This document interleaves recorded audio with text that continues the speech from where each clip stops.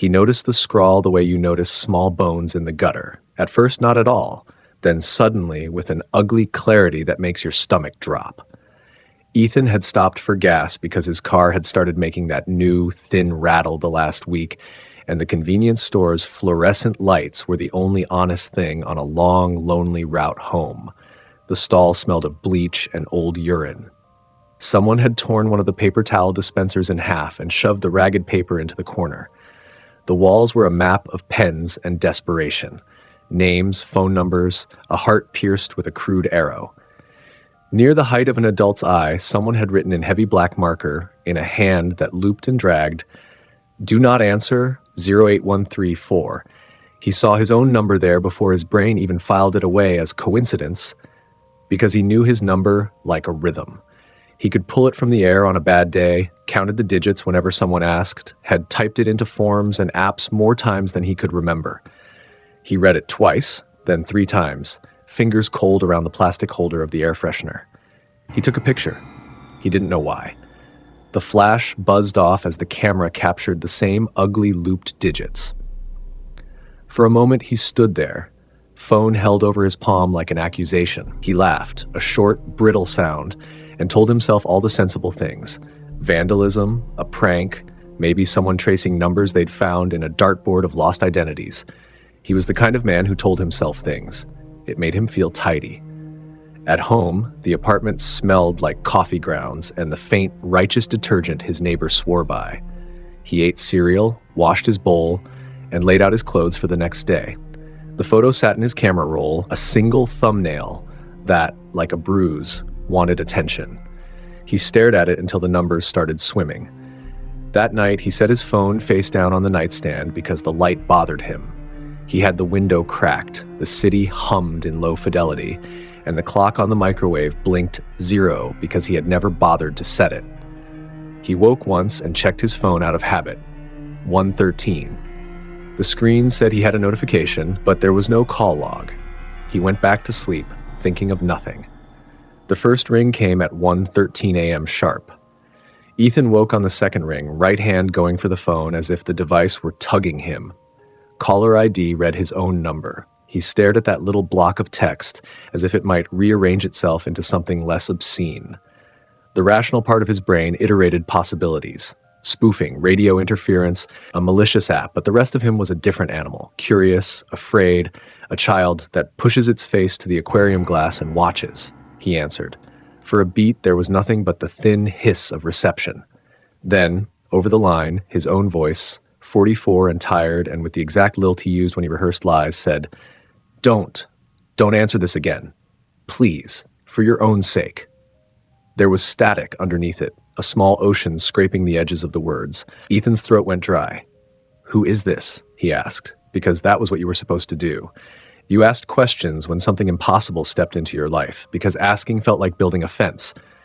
Don't answer, his voice said again, softer, as if he were far away on a field his feet could not find. Please. The line snapped.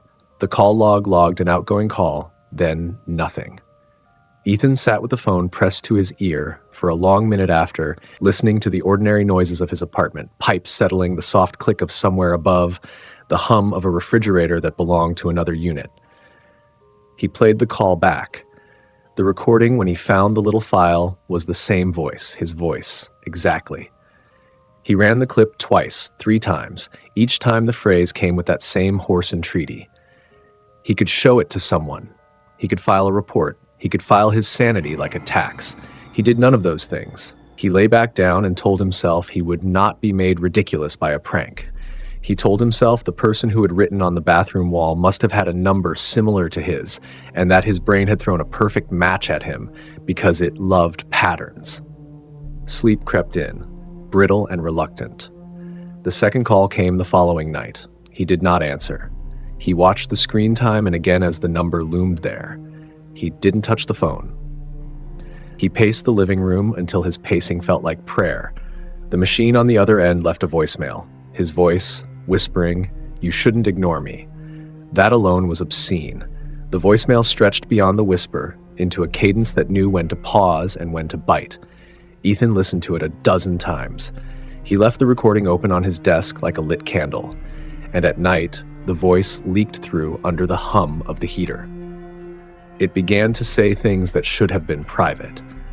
You left the candles burning at Mom's when you moved out, and you told yourself you were too tired to go back, the voice murmured in one clip, and Ethan, who had moved 3 years ago and had left candles in a jar at his mother's apartment, he had thought of it as a kindness.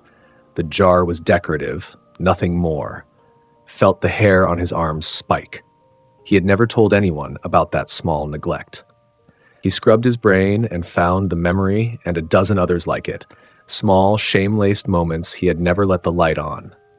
When he ran the voicemail through software he owned for work, an audio editor he'd used to clip client interviews, he could see the waveforms, the marks of a human voice. He ran it through filters to remove hiss. Underneath everything, his voice remained.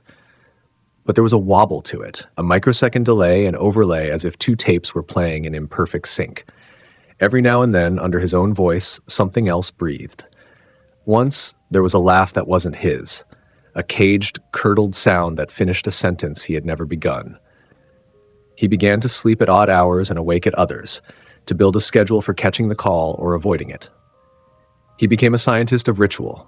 He would answer, he would not answer, he would leave the phone in the freezer to be absurd. He would remove the SIM, he would switch to airplane mode. None of it helped. If he turned the phone off, it chirped to life in the drawer like an insect. Once he pulled the battery, an archaic measure, his phone was newer than that, and the device lay dark and cold on his carpet. Someone called. The door between the worlds did not require a living battery. Between the calls, the world rearranged itself.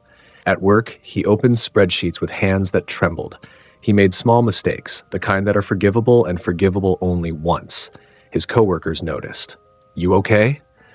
They asked with the casual cruelty of people who mean no harm. He lied with such small, airtight lies he began to believe them. He returned to the gas station. The bathroom wall had been scrubbed clean. White paint covered the scrawl as thoroughly as a surgeon covering a wound. The attendant, a woman with a permanent frown, pretended not to look at him. He lifted his phone and compared the photo he'd taken days earlier with the blank wall until his eyes blurred. Either the message had been erased, or his mind had been playing tricks.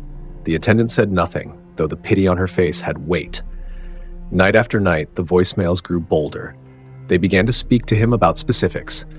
A girl's name he'd never said aloud since college, the precise smell of his father's jacket the night his father stopped visiting. A time Ethan had laughed at someone else's grief because he couldn't know what else to do. The voice sounded younger in some clips, older in others. Sometimes it was incredulous, "You idiot," and sometimes it begged like a child.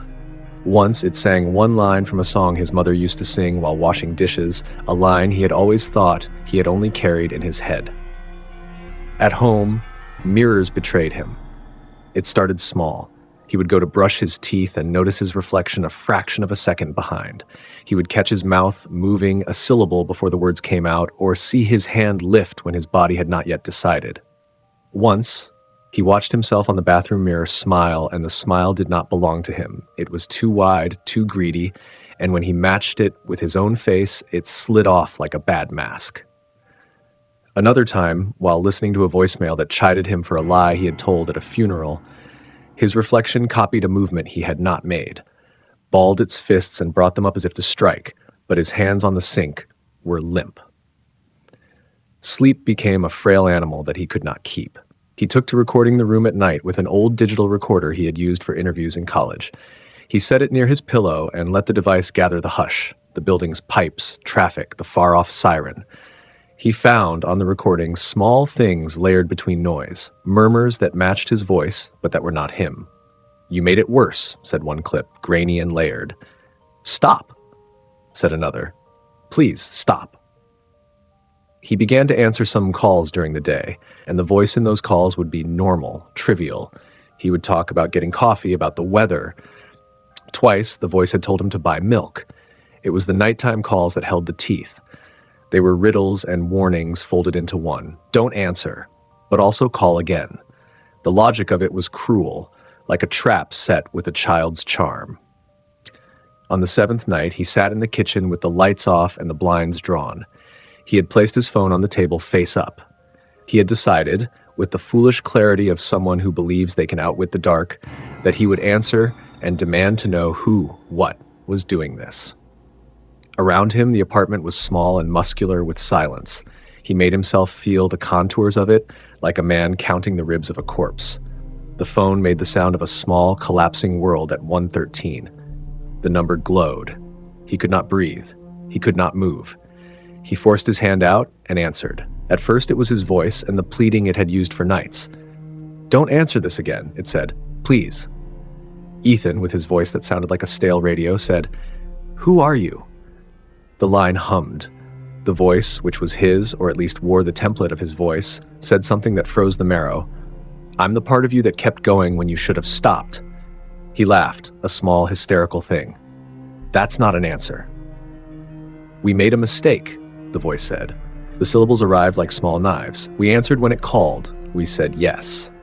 The sentence had the simplicity of confession. Ethan felt cold, but he didn't yet know why. "You sound..." He tried to name what he heard, layered voices as if several versions had been recorded and stacked. "You sound like me." "That's because I have to be," the voice said. "It's thinner when it's anyone else. It leaks. You know what happens when someone else answers." "What happens?" Ethan asked absurdly. Silence, then a wet, sliding sound like fabric dragged over skin. "You think of all the doors you left open," the voice said. "You think of the times you said later, tomorrow, I don't have the energy. You think of 1,000 small betrayals. It understands those. It learns." "Who learns?" "The thing that calls when the line is ready," the voice answered. "We don't remember all of it. Not at first. But it tells us pieces. It tells you pieces. It asks for favor. You give the favor. You don't mean to. You are kind. You pick up." Ethan swallowed. The room closed in, his chest a fist. "What favor?"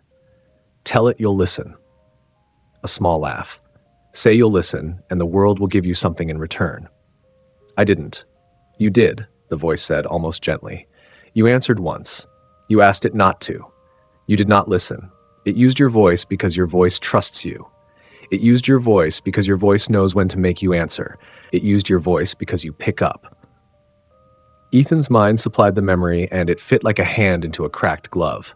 A night years ago when he had been very tired and very sure of nothing, when he had muttered some apology into an unmarked number that had called him from an unknown device. He had told that voice not to, and the human kindness inside him had said it would take a message. That thread, snagged and unattended, had led somewhere. "How do I stop it?" Ethan said. He wanted a manual, a stopgap, an instruction label. He wanted a contractor to come and fix a broken machine. "Don't answer," his voice said, and for a flash it was the straightforward advice that had started the whole thing. Then it added, quietly, "But not answering isn't enough. Not after it has found you. You must refuse in a way that it hears." "What does that mean?" "Say its name," the voice said. "Say it aloud, and mean it. Say you refuse. Make a seal." "What name?" A silence that tasted like ash. When the voice resumed, it spoke in a lower register, as if something else had leaned forward on the other end of the line. "The number is a key. The key is not a number, but a line. Pull the line taut. Close the door behind you." Ethan tried to shape the words into a tactic, but they slithered from his hands like oil. The call ended with a click, final and surgical. He sat there for a long time, the phone warm in his hand, as if it had been holding breath on his palm. The next days were a kind of triage.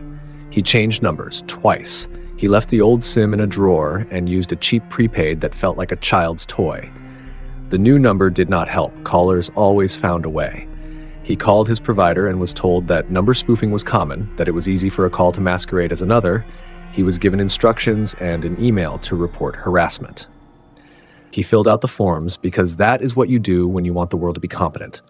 The emails went into a queue. The queue became a myth. At work, someone asked why he had taken so much time. He lied about a sick relative. He thought of telling the truth and saw the look on their faces. Sympathy, yes, but condescension too. The kind of look you get when you are being watched for cracks. He didn't want to be watched. He wanted the world to be quiet. In the small hours, the calls continued. Each voicemail spoke of things they should not have known, but did. "Your sister's secret," said one voice. "Your nephew's fear," said another. They named a woman he'd kissed once he had never loved, and the voice sniffed with pity as it listed the things he had promised himself he would be but had never become. The voice made him feel like a house left to rot from the inside, paint bubbling where the sun didn't reach. One night, he left the phone in the bathroom and sat on the bathtub edge with his hands between his knees. The mirror above the sink fogged slightly as the shower ran next door. He did not want to look at his reflection because lately, looking felt like a dare. But in the glass, he saw himself, Ethan, 32, with his jaw usually set, his eyes rimmed with fatigue, and he saw also a second figure behind that image, breathing a breath he did not feel. The second figure mouthed the phrase he had heard in an old voicemail, "You shouldn't ignore me." When the shower clicked off and footsteps retreated, the figure's mouth opened and smiled, and for one awful moment the man in the mirror moved his lips into a slow "thank you," and then Ethan felt nothing at all. The boundary between the recordings and the world wore thin. Once he woke to his phone ringing, and in the distance, a neighbor's dog started howling to the cadence of his own voice. On another occasion, he heard his voice through the hallway speaker where intercoms kept quiet messages for residents. He answered a call, and the voice, his voice, told him to open the window. He did, and the wind smelled like rot and rain and the smell of a hospital his mother had once described. After that, he slept with towels around the frames, pressing blankets into the seams as if suffocating a draft could suffocate an idea. As the calls grew insistent, they also grew insidious. The recordings began to suggest tasks. "Leave a light on at the corner store," one said. "Put sugar on the steps," another. The tasks were small, mundane at first, and then dangerous, once it told him, clearly and with the humorless patience of a surgeon, to climb to the roof and knock on the third vent. The instruction came in the voice of someone recounting a recipe. He did not go up. He wanted to say he did not go up and be a hero in that sentence, but the truth was he would have if the voice had asked for anything less, obviously self-destructive. On the 15th night, it told him to answer, pleaded in the exact set of tones that had once compelled him to be kind to a stray in the pouring rain. This time, when he answered, the call stayed open. He could hear, behind his own voice, others. The overlay thickened into a chorus, his old, insecure voice from college, his smug voice from the promotion he had been denied, a child's voice that recited his middle name. The chorus twisted into a language that felt like his and like nothing of his. "You promised," his voice said, and within the word promise there was a 1,000-syllable weight. The chorus grew louder, and the apartment hummed like power in bad wiring. Something in the city answered. The building's pipes rattled as if in applause. He pressed the phone into his ear until it hurt and said, "Stop, I refuse." "Refuse," the chorus repeated, and then, because the thing loved irony, it changed the order. "Refuse. Answer." He had no grammar for the sensation when the world shifted. The light in the kitchen flared and stayed on, too white. The blinds shuddered even though the night wind was weak. The chorus flowed out of the phone like water shaped into teeth. He felt his hands clench on the table. He felt himself pulled toward the phone as if a cable had been attached to his sternum. On the other end, layered voices crowded into one pronouncement. "We want to be called." "Who?" Ethan demanded. His voice, his own voice, trembled. "We are the things you hung on pegs," his voice said. "We are the favors you promised yourself you'd return. We are the no's you swallowed until they set like stones." Ethan tried then to form a barrier of words. "I refuse. I will not. I hang up." But the air in the room allowed no seals. The call did not end. The chorus began to speak with agency. "We need someone familiar. We need someone who will not scream at the first touch. We need a face who remembers to answer." The syllables were polite, like a clerk's. When the voice, his voice, finished the sentence, a cold joy unfurled within the room as if something had been satisfied. He thought of the bathroom wall and how the number had been written in definitive capital letters, "Do not answer." The phrase had never been a warning for him. It had been a label for the thing that answered, for the thing that found a voice in him and used the shape of his words like a key. "How do I stop you?" he asked until his throat rasped. "Close the line," the chorus said. "But remember, lines close both ways." "Say its name," his voice had told him before. Now, in the cacophony, the chorus offered a compromise. If he pronounced the number loud enough, it might slide away.